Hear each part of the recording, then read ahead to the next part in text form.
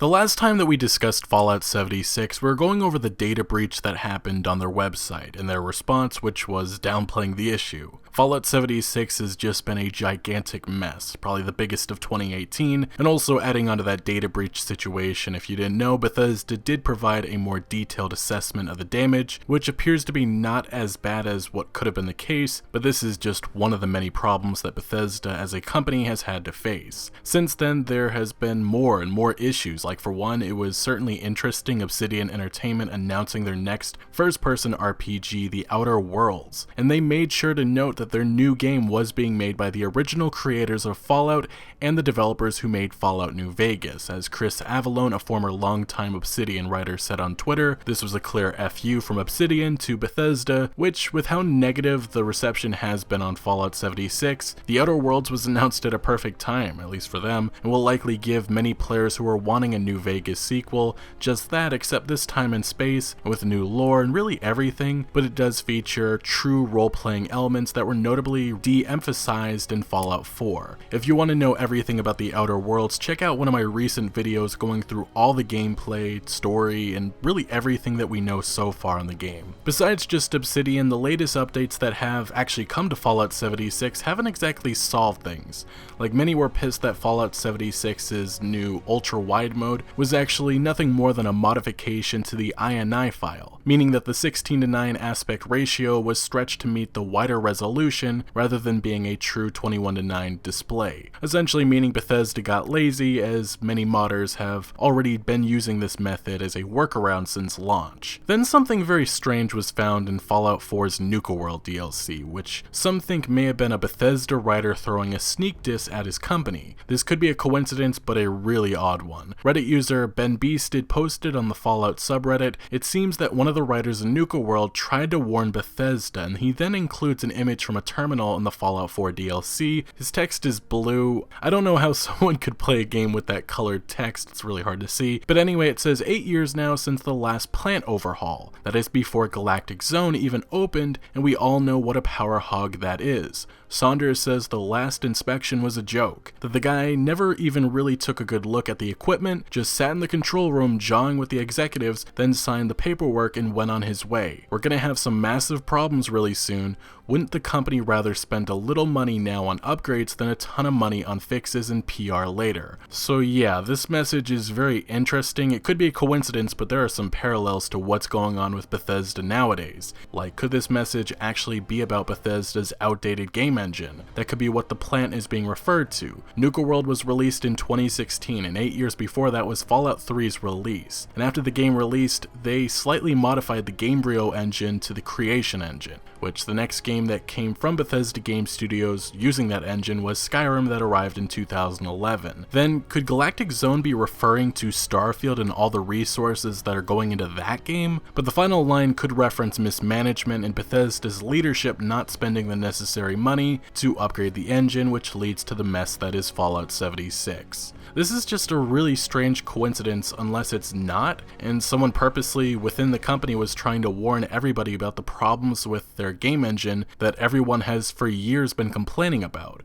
Well, everybody outside of Bethesda. Like I said, there really is no way to tell for sure if this was intentional, but this would not be the first time that a developer threw a sneak diss at its leadership. But let's continue now, because the main subject of this video is on Fallout 76 possibly introducing loot boxes. And the following information comes from Reddit user Jess Main, who posted also on the Fallout subreddit, Lunchboxes appearing in Fallout 76.esm files, no current need to panic, but might be worth keeping an eye on. And as he points out, with the first line of code, Lunchbox activator EDID changed from post_ATX_lunchbox. And as he continues, this is the first notable change. We knew lunchboxes were in the game through the data mining, but now they absolutely have the ATX tag attached, and the ATX being Bethesda's Atomic Shop profile. So it seems that if these lunchboxes do appear, then they're coming to the Atomic Shop that is in Fallout 76, something that's already faced some controversy for including a lot of Fallout 4 items that were originally just in the base game. And also, let's not forget the horrible prices. But the thing is about these lunchboxes is that in Fallout 4 you could find them all over the map, and typically there wasn't really anything special in them, at least for me. It was a randomized item, it was always I think one. But in Fallout Shelter, these lunchboxes had a much bigger importance, as you can pay for one lunchbox that includes 5 cards, one of which is guaranteed to be at least rare or better. Cards include weapons, outfits, dwellers, resources, caps, junk items, Nuka-Cola Quantum, pets, or Mr. Handies. From my time playing that game, you could also find or complete objectives that gave out a lunchbox, but the thing is, there's a difference between a free-to-play mobile game and a $60 AAA title that currently lacks content and has one of the worst review scores I've ever seen from a major game publisher. Something that has also been found in data mining are images of the lunchboxes,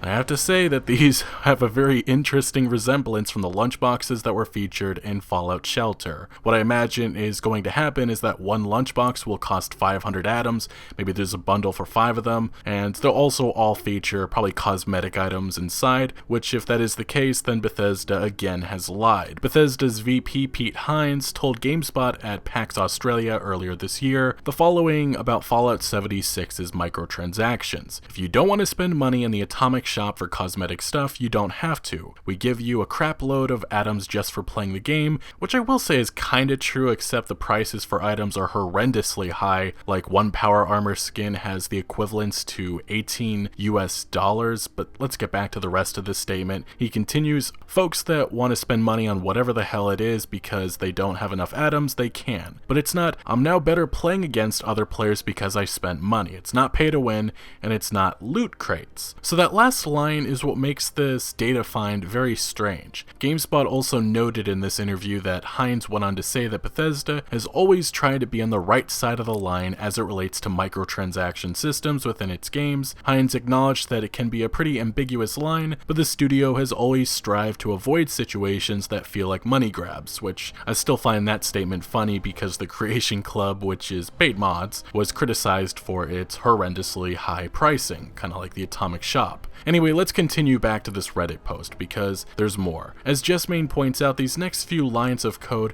appear to make it seem that these lunchboxes are viewable for everyone to see and has a radius, which immediately when I read this was bringing back memories to Call of Duty World War II's manipulative loot boxes that would fly down in front of your face. You actually had to watch someone open a loot box for an objective, which is a psychologically manipulative feature that Activision got away with because Call of Duty seems to always get a free pass with their nonsense. But with Fallout 76, it's hard to say what these lunchboxes will include, and also if they actually are like Call of Duty World War II's loot boxes. Just thinking about it, though, I would imagine that you'd probably open up the Atomic Shop and maybe some type of drone or something would drop the lunchbox in front of you.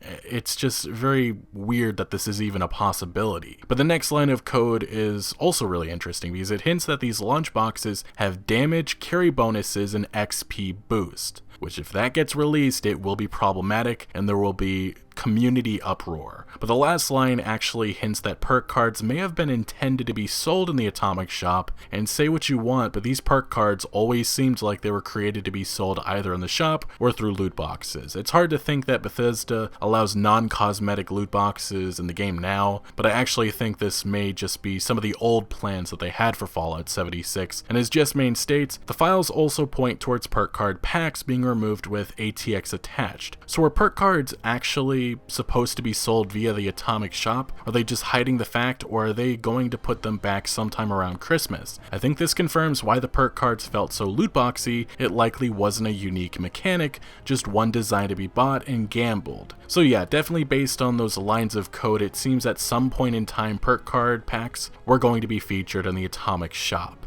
Although, what I find strange is the timing. Why remove it just now? Was it because they forgot to, or was it because they expected a better reception for the game and now have backtracked on some of their monetization schemes because they don't want to face any more uproar? Back in August, Pete Hines stated that perk cards would not be used in the game's microtransactions. He responded to VG247, who asked if you could use real-world money to buy them, and he said no. You get them when you level up every 2 levels, 2, 4, 6, 8, 10, then after that every 5 levels. You only get them as a reward for leveling up. which based on this removal from the Atomic Shop here in December, it seems that that was not always the case. There's just a lot of concern with the game's file code coming from this latest update that has been found. I don't really know how Bethesda could implement any of this without upsetting people, and I also don't understand how they ever thought this was okay. But it definitely is great to see that they are so focused on their monetization instead of the actual game. And also just an FYI, for those who are curious about this giant box of other lines of code, this actually seems to be some of the animations that are connected to the lunchbox. Like there's confetti, there's balloons, how it is in Fallout 4, and I believe in Fallout Shelter, where when you open it, it all explodes, you know, happiness.